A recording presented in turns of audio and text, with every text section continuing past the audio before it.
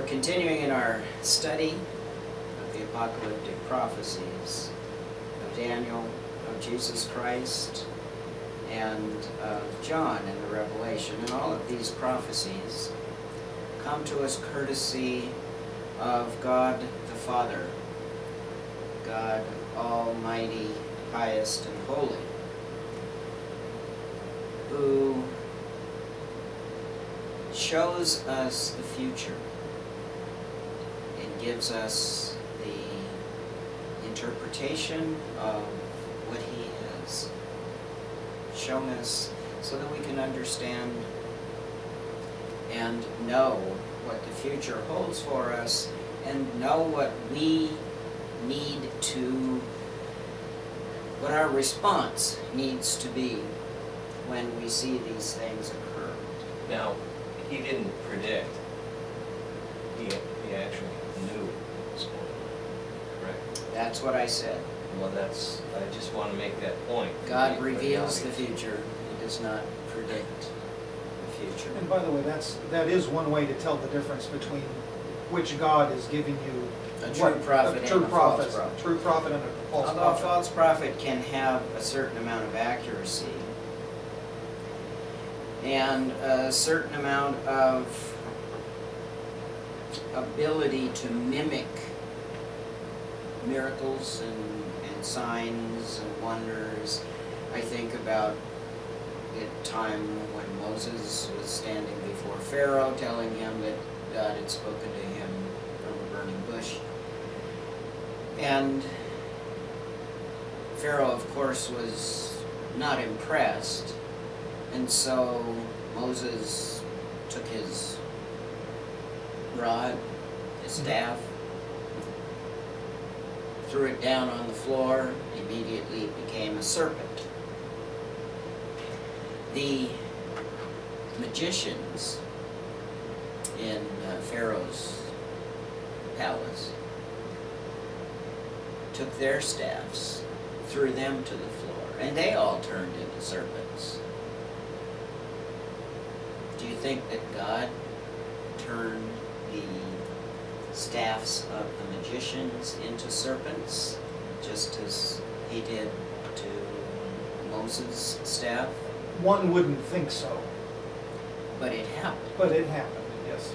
Now, the staff that was Moses, that had become the serpent, did swallow all of the other serpents that used to be staffs.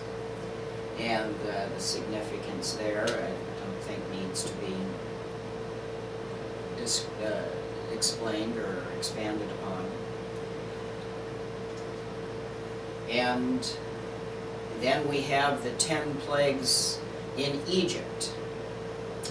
And I believe it was the first 4 plagues that the magicians of Egypt were able to match, mimic, whatever you want to call it.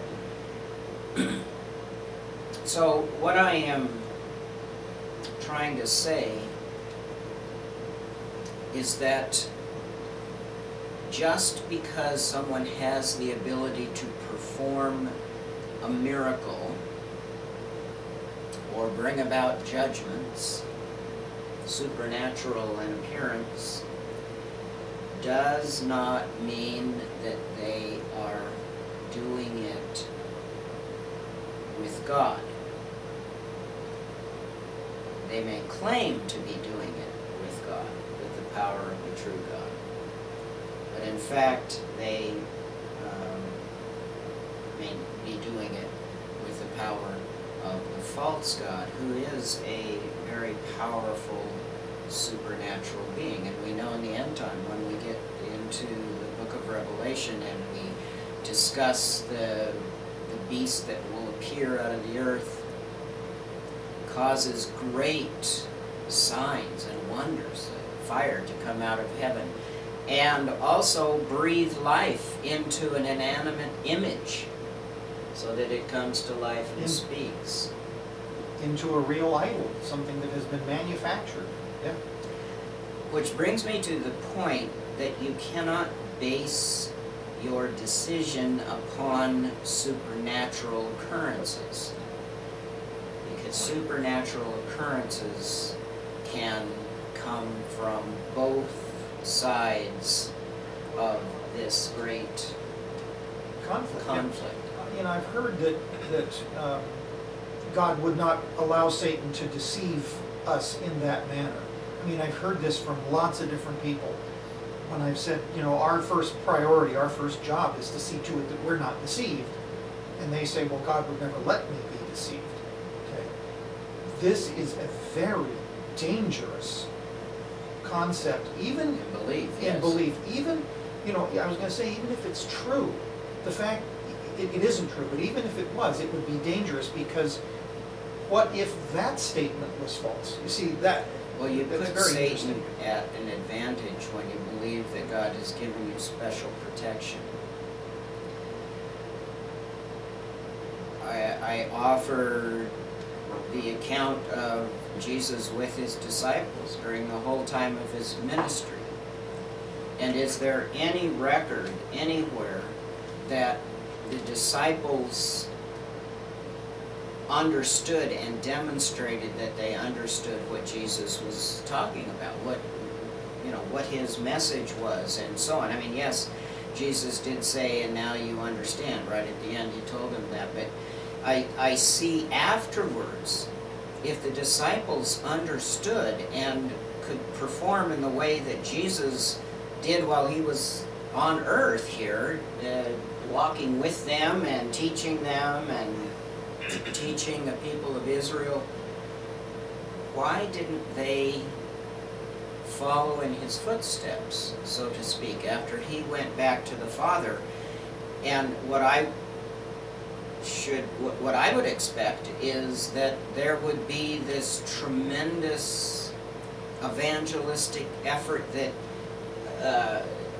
just brings people in by the hundreds, tens of thousands maybe, and to follow this. And yet what I see is that afterwards, John and Peter are really the only ones that we hear much of anything about, and the only way we hear about them is through Luke and Paul.